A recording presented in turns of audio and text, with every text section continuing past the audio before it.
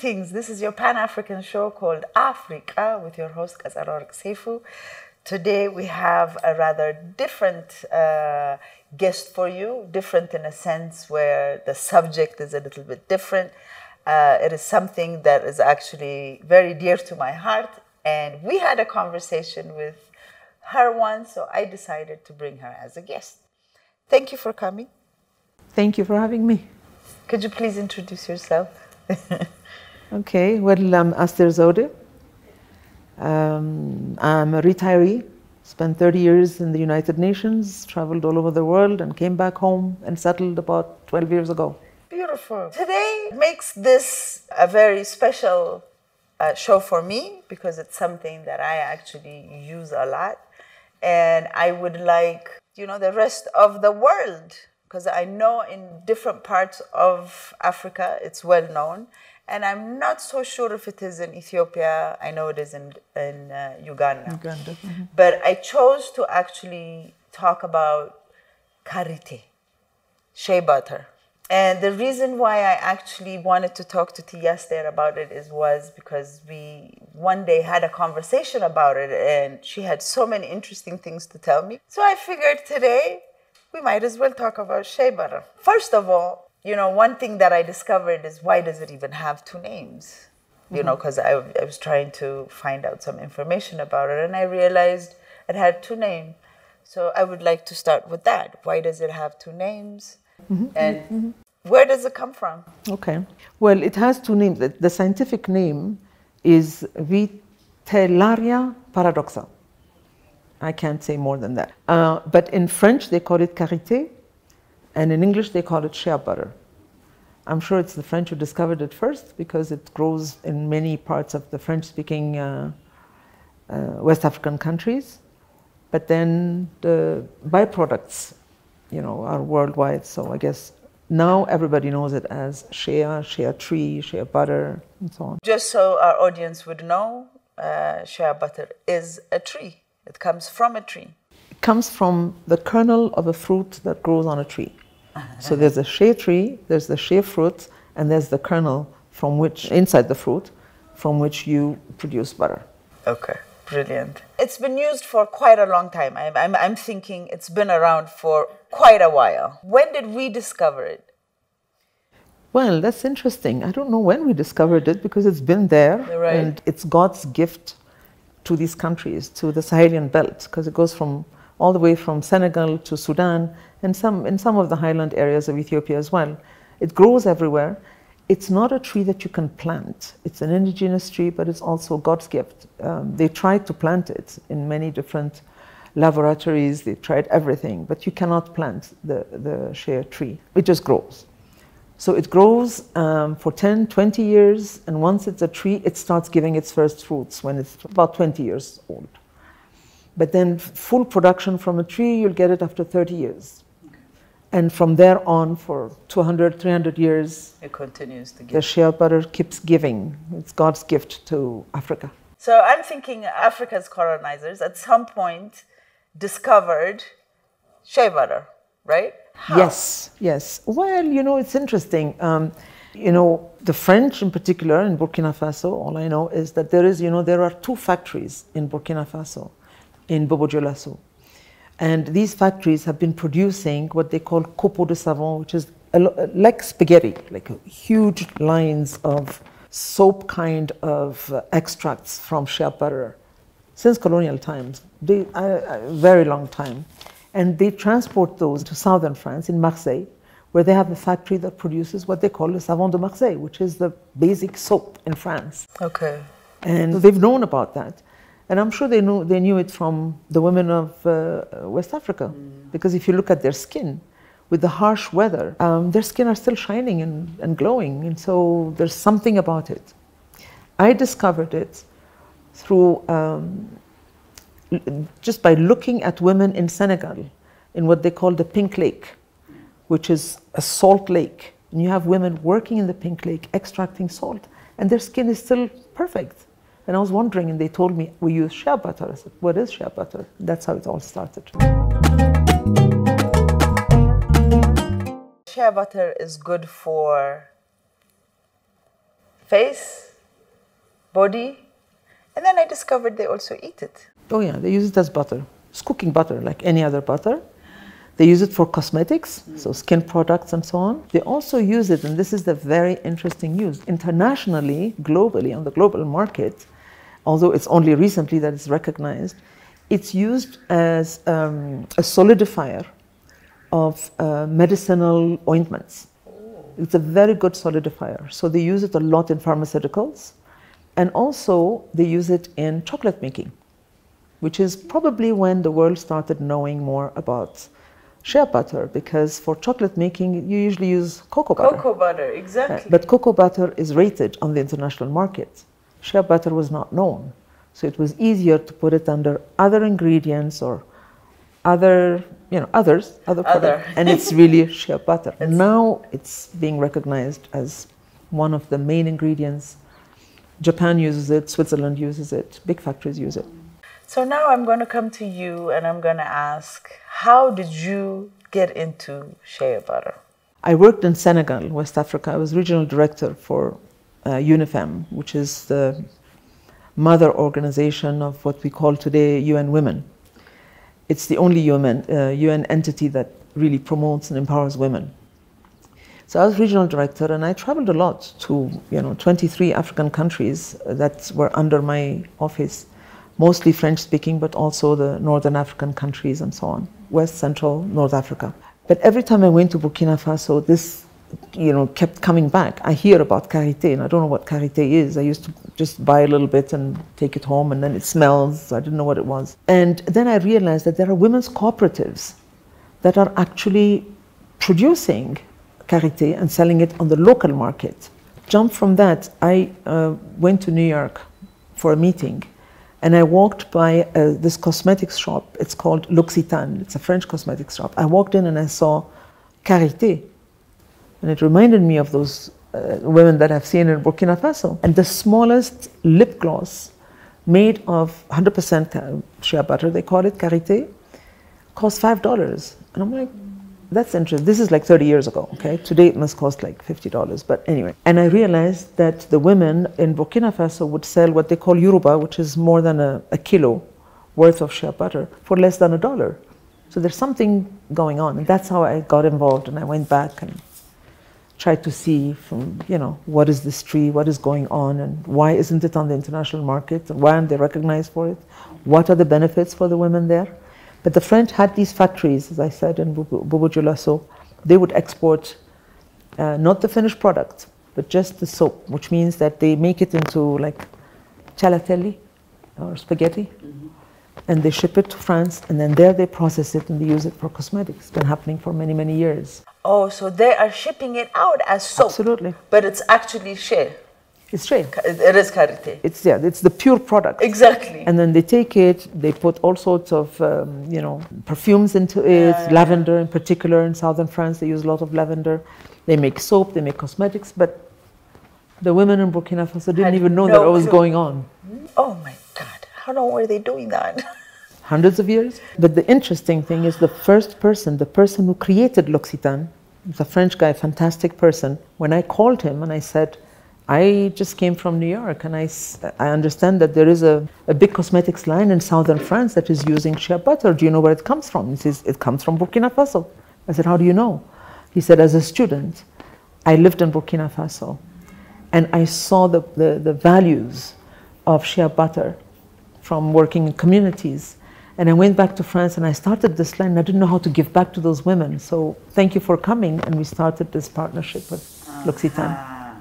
So now the women of Burkina Faso are going to start reaping the benefits of what the French are.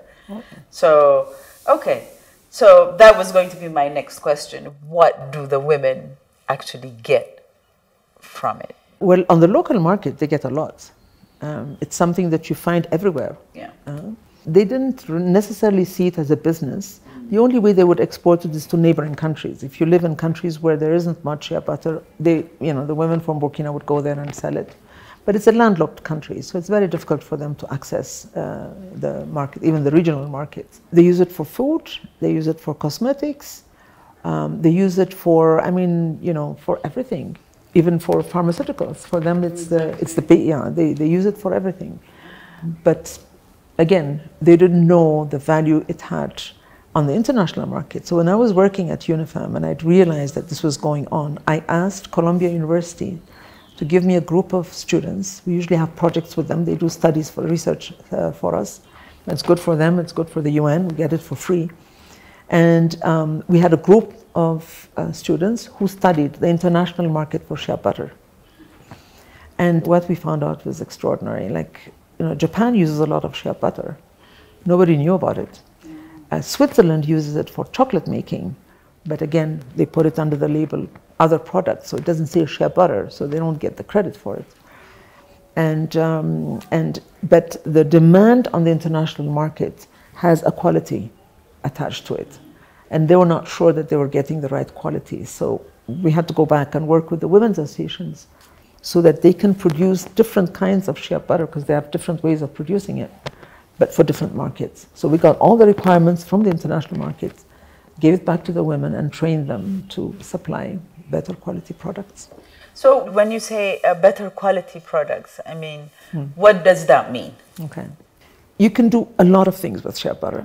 So depending on how they roast it, if they roast it too long, the butter becomes darker and it burns a little bit. So it's very difficult to sell it for cosmetics, but you can use it for soap making. Okay. That's one. And that is the partnership with L'Occitane, was that they went and taught the women that you cannot throw any shea butter. You can always process it into something better. Secondly, if you produce it to the same quality level that is demanded by the chocolate making factories, for example, or the pharmaceuticals, then there are certain steps that you need to follow. There's a certain step at which you have to stop roasting it. There's a certain way of collecting the nuts. You can't just let it rot. You have to pick it up, wash it, dry it, and so on. But this, they were taught, they were trained to do it. We helped with the training. And now they sign agreements, the Women's Association sign agreement with the export companies, and then they produce it, and it's checked. Quality is checked, and then it's sent out. The big problem with shea butter, as butter, to process it inside Burkina Faso and export it, is because it's a landlocked country, it takes time for it to go to the next boat, whatever. And so it becomes acidified. So the biggest challenge that the women had, or Burkina Faso as a country, by the way, because they had a big project on exporting shea butter. They actually had an advisor in the president's office working on that at the time, is that by the time it gets to the international market, the quality changes because they cannot preserve the level of acidification. This is what we learned from L'Occitane. They said it's very simple. You just need to add acid scorbic, which is like vitamin C, mix it in the butter, and then it maintains the level of acidity. And that's how they started now producing in mass and exporting in mass. Why is Burkina Faso's karité named Women's Gold? Oh, that's interesting. When we discovered the potential of karité and how it could transform the lives of these women if they benefited from the actual benefits of karité on the international market, we decided to call it l'or blanc de la femme africaine, which means the white gold of African women, because it really has great potentials for them. So we actually had a publication with this title. It was published by UN Women. It included the study that was done by Columbia University students, the market research that we did, but also a feature of the associations, the women's associations who are actually producing it, and the variety of things that they produce from karité.